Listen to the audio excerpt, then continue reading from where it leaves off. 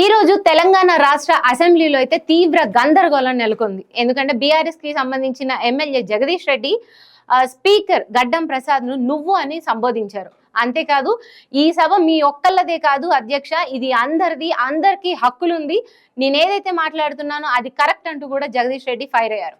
దీనికి స్పీకర్ స్పందిస్తూ ఇలా మాట్లాడడం తప్పు కాదు, డిసిప్లిన్ ఉండాలి, మీరు ఇంతకు ముందు కూడా మంత్రి పదవులు చేశారు, ఎమ్మెల్యేలుగా ఉన్నారు, ఇలా మాట్లాడడం కరెక్ట్ కాదు అని స్పీకర్ వారించబోయినా కూడా వినకుండా జగదీష్ రెడ్డి ఎదురు మాట్లాడారు. దీని మీద వెంటనే కాంగ్రెస్ ఎమ్మెల్యేలు నేతలు ఎవరైతే ఉన్నారో వాళ్ళు స్పందించారు. జగదీష్ రెడ్డిని 1 సంవత్సరం పాటు సస్పెండ్ చేయాలని కూడా కోరారు. దీనికి ముందు వాళ్ళు ఆయన్ని క్షమాపణ చెప్పాలన్నారు.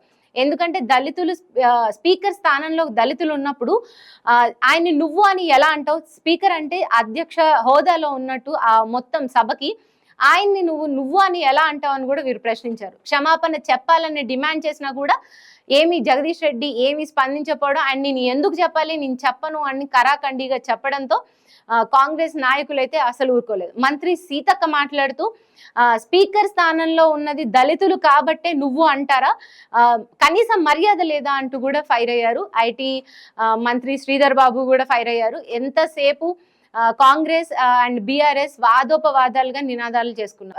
బట్టి విక్రమార్క అండ్ మళ్ళీ ఐటీ మంత్రి శ్రీధర్ బాబు అండ్ గడ్డం ప్రసాద్ కూడా భేటీ జరిగింది. మరి దీని మీద ఎలాంటి క్రమశిక్షణ చర్యలు తీసుకుంటారు? నిజంగానే జగదీష్ రెడ్డిని 1 సంవత్సరం పాటు సస్పెండ్ చేస్తారా, లేకపోతే ఇది బీఆర్ఎస్ కు ఎలా ఎదురు దెబ్బ తగలనుంది అనేది అయితే చూడాలి. కాకపోతే దీనికి సంబంధించిన ఒక వీడియో ఉంది, ఇప్పుడు చూద్దాం దాన్ని మనం.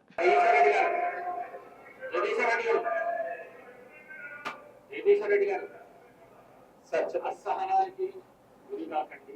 మేమా రాష్ట్రంలో చూస్తున్నారు, రాష్ట్రంలో చూస్తున్నారు అధ్యక్ష, రాష్ట్రంలో చూస్తున్నారు అధ్యక్ష, అధ్యక్ష రాష్ట్ర ప్రజలందరూ చూస్తున్నారు. జగదీశ్వర రెడ్డి గారు ప్లీజ్, జగదీశ్వర రెడ్డి గారు ప్లీజ్, జగదీశ్వర రెడ్డి గారు ప్లీజ్ 1 మినిట్. అసహనానికి గురి కాకండి, సహనంతో మాట్లాడండి, సభా సాంప్రదాయాలను కాపాడండి. మీరు సీనియర్ శాసనసభ్యులు, మంత్రి పదవి కూడా చేశారు, మీరు 10 సంవత్సరాలు. మీరు ఈ విధంగా మాట్లాడటము, సభను సాంప్రదాయాలను తప్పుదోవ పట్టించడం మంచిది కాదు. ప్లీజ్ మాట్లాడండి.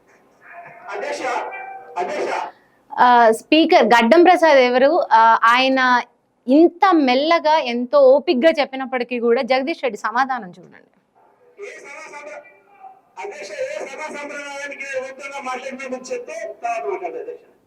నా విషయంలోనే నన్ను ప్రశ్నించడమే సభా సాంప్రదాయాలకు విరుద్ధం.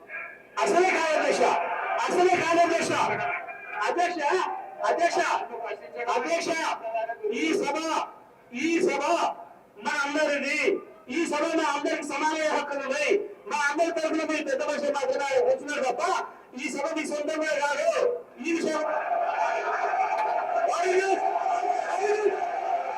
అధ్యక్ష అధ్యక్ష అధ్యక్ష వారు మాట్లాడిన ప్రతి పదం వెంకట తీసుకోవాల్సిందే.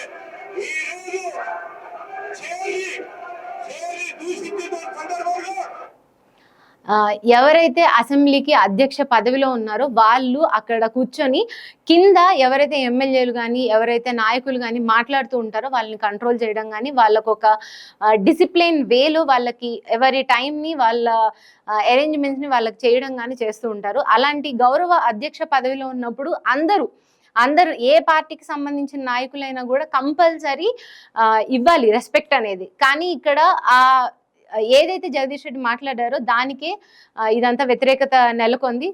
చూడాలి మరి దీని మీద బీఆర్ఎస్ ఎలా స్పందిస్తుంది. బీఆర్ఎస్ పూర్తిగా దళితులకు వ్యతిరేకం అన్నట్లు ఇదేమన్నా ముందుకెళ్ళనుందా, అండ్ జగదీష్ రెడ్డిపై వేటు వేస్తారా లేదా అనేది కూడా చూడాలి.